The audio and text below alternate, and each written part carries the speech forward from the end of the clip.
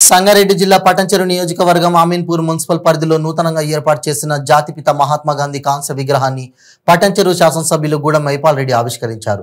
ఈ కార్యక్రమంలో స్థానిక మున్సిపల్ చైర్మన్ తుమ్మల పాండురంగారెడ్డి, ఆయా వార్డుల కౌన్సిలర్లు, ప్రజాప్రతినిధులు, పుర ప్రముఖులు మరియు ప్రజలు పాల్గొన్నారు.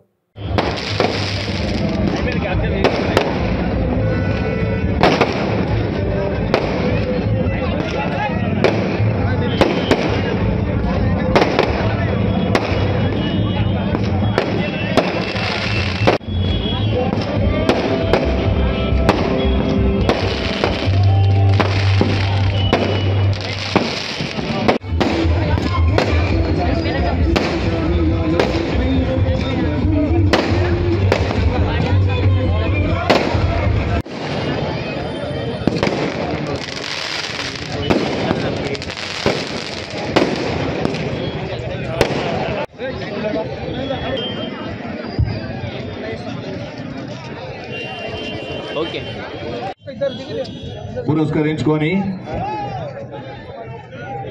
అమీన్పూర్ ముఖద్వారంలో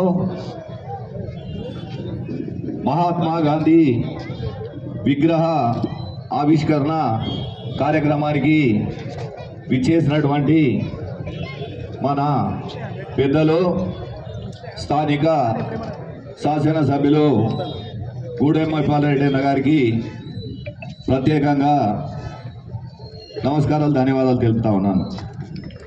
అలాగే ఈ కార్యక్రమంలో భాగస్థులైనటువంటి మున్సిపల్ స్టాఫు, స్థానిక కౌన్సిలర్లు, గ్రామ పెద్దలు, వివిధ కాలనీల నుంచి విచ్చేసినటువంటి సోదర సోదరీమణులందరికీ ప్రత్యేకంగా గాంధీ జయంతి సందర్భంగా వాళ్ళందరికీ శుభాకాంక్షలు తెలియజేస్తూ, ఇక్కడ విచ్చేసినటువంటి ప్రతి సోదరిమణికి కూడా ప్రత్యేకంగా నమస్కారాలు తెలియజేస్తా ఉన్నాను.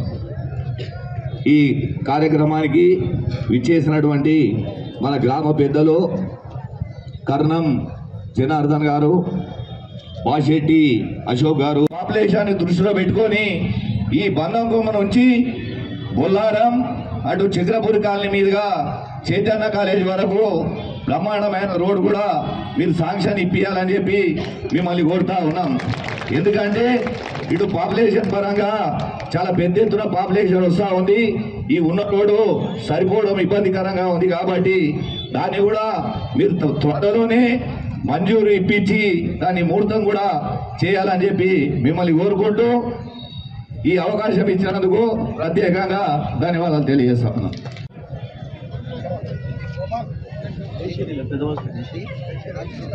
నమస్కారం. పటాన్చెరు నియోజకవర్గంలో భాగంగా అమీన్పూర్ మండలము, అమీన్పూర్ మున్సిపల్ నూతనంగా ఏర్పడ్డ మున్సిపాలిటీ. ఈ మున్సిపల్ పరిధిలో అమీన్పూర్ పాత విలేజ్ ముఖద్వారంలో మహాత్మా గాంధీ విగ్రహాన్ని ఆవిష్కరించి ఈ సభకు అధ్యక్షత వహిస్తున్న పాండురంగారెడ్డి గారు చైర్మన్ గారు,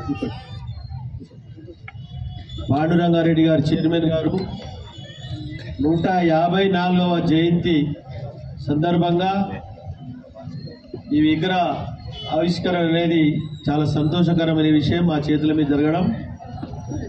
ఈ సభకు అధ్యక్షత వహించిన పాండురంగారెడ్డి గారు, పెద్దలు జనార్దన్ పంతులు గారు, మన్న సత్తన్న గారు, అశోక్ అన్న గారు, వేదికపై ఆశీలైన 75 సంవత్సరాలు స్వాతంత్రం వచ్చి మనకు 75 కంప్లీట్ చేసుకొని 76లో పడ్డాం. కానీ మనకు స్వాతంత్రం వచ్చింది 9 సంవత్సరాలు వెళ్ళి 10 సంవత్సరాలు అని అనుకుంటున్నాను నేను. ఎందుకంటే గతంలో అభివృద్ధి శూన్యం. తెలంగాణ వచ్చిన తర్వాతనే అభివృద్ధి శరవేగంగా చిన్న జిల్లాలు,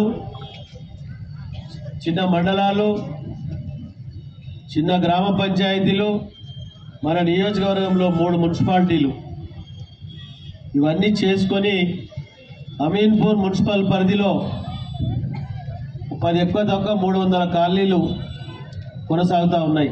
300 కాలనీలు. మహాత్మా గాంధీ కళలు ఏంటి అంటే మారుమూల ప్రాంతాలు అభివృద్ధి జరగాలి, రోడ్డు సౌకర్యం, డ్రింకింగ్ వాటర్ ఇవన్నీ సమకూర్చినప్పుడే, పల్లెలు పట్టణాలను అభివృద్ధి చెందినప్పుడే మనకు స్వాతంత్రం వచ్చిందనే ఆలోచనతో అడుగులేయాలని చెప్పి ఆ రోజు చెప్పిన మాటలు మనం విన్నాము, చూసినాము, చరిత్ర విన్నాము. మహాత్మా గాంధీ కన్న కలలు తెలంగాణ రాష్ట్రం వచ్చిన తర్వాత, ఇదే అమీన్పూర్ మున్సిపల్ ఏర్పడిన తర్వాత, గ్రామ పంచాయతీ నుంచి మున్సిపల్ మండలం ఏర్పడిన తర్వాత ఈరోజు మీరందరూ చూస్తూ ఉన్నారు, ఇంచుమించు 200 నుంచి 300 ట్రాక్టర్లు మంచినీళ్ళు తిరుగుతూ ఉండే. 200 ఫీట్లు వేసిన నీళ్ళు ఇవ్వడానికి పాపాలకి ఈ ప్రాంతంలో ఉండే.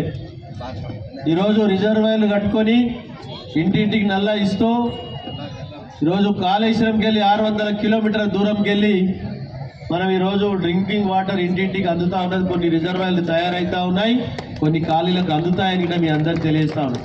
ఇవన్నీ వాస్తవమైన మాటలు చెప్తలేం, తప్పు చెప్తలేం, వాస్తవమైన మాటలు చెప్తా ఉన్నాం. ఆ విధంగా అభివృద్ధి జరుగుతూ ఉన్నది.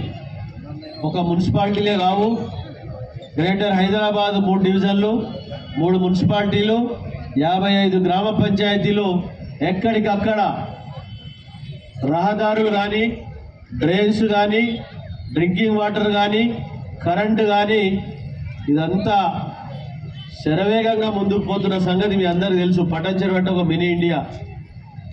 29వ రాష్ట్రం మనది వెలిసింది. మనకంటే మొదలు 28 రాష్ట్రాలు ఉన్నాయి. ఆ 28 రాష్ట్రాల అభివృద్ధి తాగడానికి నీళ్ళు లేవు, కరెంటు లేదు, సాగునీరు లేదు, తాగునీరు లేదు.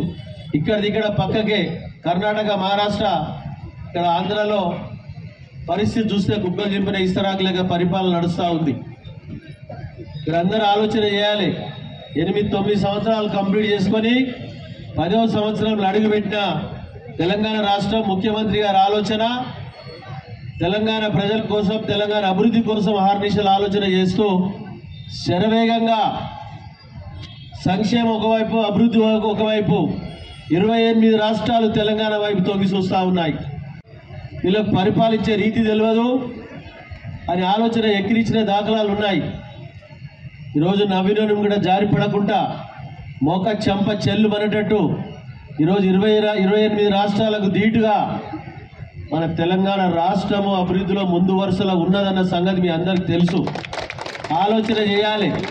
మన ప్రాంతంలో ఆంధ్ర, రాయలసీమ కానీ, యూపీ, బీహార్ కానీ 28 రాష్ట్రాలలో ఉన్నారు. వాళ్ళంతా తెలంగాణ బిడ్డలే. వాళ్ళందరినీ కాపాడుకునే బాధ్యత ఈ వేదిక పైన ఉన్న నాయకత్వాన్ని మాది అని ఈ ప్రభుత్వాన్ని మీ అందరికి తెలియజేస్తా ఉన్నాం. ఎందుకంటే అరులైన వారికి సంక్షేమ పథకాలు, అరులైన వారికి ఏ విధంగా ప్రభుత్వ పరంగా బెనిఫిట్స్ వస్తున్నాయో వారందరినీ అందించడంలో ఎక్కడ కాంప్రమైజ్ కావడం లేదు అని చెప్తా ఉన్నాం మీ అందరికీ. ఈరోజు ఇట 500 మందికి డబుల్ బెడ్రూమ్ కొల్లూరులో ఇవ్వడం జరిగింది. అలా ఒరిస్సా వాళ్ళు ఉన్నారు, బెంగాలీ వాళ్ళు ఉన్నారు, ఆంధ్ర వాళ్ళు ఉన్నారు, రాయలసీమ వాళ్ళు ఉన్నారు, కర్ణాటక వాళ్ళు ఉన్నారు, రాయలసీమ చాలా మంది పక్క రాష్ట్రాలు ఇట మన ప్రాంతంలో 40 సంవత్సరాల కింద వచ్చిన వాళ్ళందరికీ కులం లేదు, మతం లేదు, ప్రాంతం లేదు, పార్టీలకు అతీతంగా అరులైన వారికి అందించడం జరుగుతూ ఉన్నదని మీ అందరికీ తెలియజేస్తా ఉన్నాం సోదరులారా. ఆ మహాత్మా గాంధీ కలలే ఈ కళలు నిజమైతా ఉన్నాయని మీ అందరికి తెలియజేస్తా ఉన్నాం. స్వాతంత్రం రాగానే సంబరపడకుండా పాట ఉంది ఒకటి. మారుమూల ప్రాంతాలను అభివృద్ధి చెందినప్పుడే ఈరోజు గ్రామ పంచాయతీ పరిధిలో మీరు ఆలోచన చేయండి. నర్సరీలు, వైకుంఠ ధామాలు, డంప్ యార్డ్లు ఇవన్నీ ఇట ఎక్కడికక్కడ సమకూర్చి తెలంగాణ రాష్ట్రం అభివృద్ధిలో ముందు వరుసలో పోయిన సంగతి మీరు ఆలోచన చేయాలి. కొత్త మున్సిపాలిటీలు ఏర్పడడం జరిగింది. ఎన్ని రకాల ఈ మున్సిపాలిటీ, ఈ గ్రామ పంచాయతీ గ్రేడ్ పెంచడం జరిగింది. నాకు తెలిసిన కాడికి ఇంచుమించు ఇప్పుడు రాబో కాలంలో అమీన్పూర్ మున్సిపాలిటీ గ్రేడ్ 1లో రాష్ట్రంలో మొదటి వరుసలకు రాబోతా ఉన్నారని మీ అందరికీ తెలియజేస్తా ఉన్నాం సోదరులారా.